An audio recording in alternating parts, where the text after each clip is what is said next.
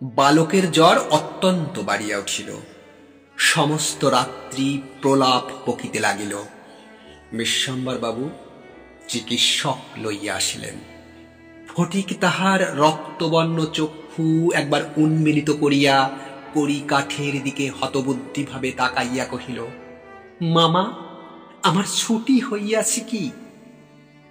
বিশ্বম্বর বাবু রুমালে চোখ মুছিয়া সস্নেহে ফটিকের শীর্ণ তপ্ত হাতখানি হাতের উপর তুলিয়া লইয়া তাহার কাছে আসিয়া বসিলেন। ফটিক আবার বিড়বিড় করে বকিতে লাগিল, বলিল, মা, এ মা, আমায় মারিস নে মা, সত্যি বলছি মা, আমি কোনো দোষ করিনি। পরদিন দিনের বেলা কিছুক্ষণের জন্য সচেতন হইয়া ফটিক কাহার প্রত্যাশায় ফ্যাল ফ্যাল করিয়া ঘরের চারিদিকে চাহিল।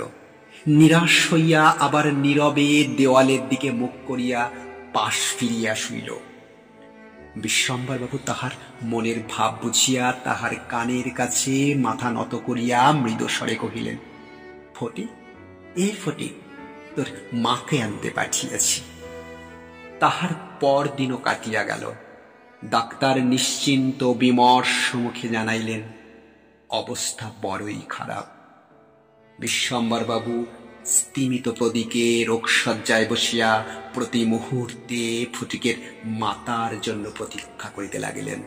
ফটিক খালাসিদের মতো সুর করিয়া বলিতে লাগিল, একবা মেলে না, দুবা মেলে না।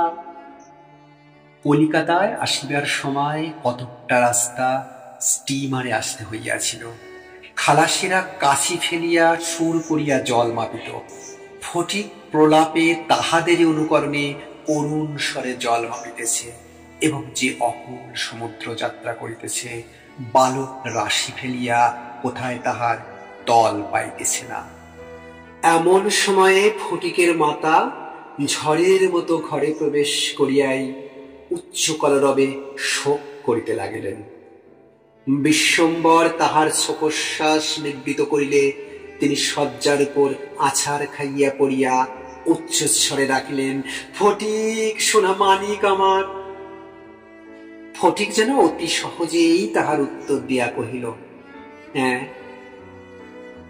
মা আবার ডাকিলেন, ফটিক, ওরে ফটিক, বাপ ধন রে।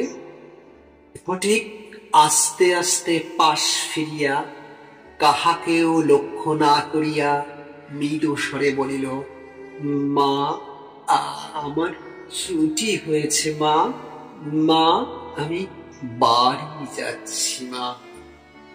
মাতৃস্নেহ বঞ্চিত ফটিক, প্রকৃতির ক্রোড় বঞ্চিত ফটিক কিভাবে যান্ত্রিক সভ্যতার জাতাকলে পড়ে বিদ্যালয় জীবন থেকে নয়, পুরো জীবন থেকে ছুটি পেল। তারই জীবন্ত রূপ রবীন্দ্র ছোট গল্প ছুটি। তারই অংশবিশেষ আপনাদের পড়ে শোনালাম। কেমন লাগলো কমেন্ট করে জানাবেন।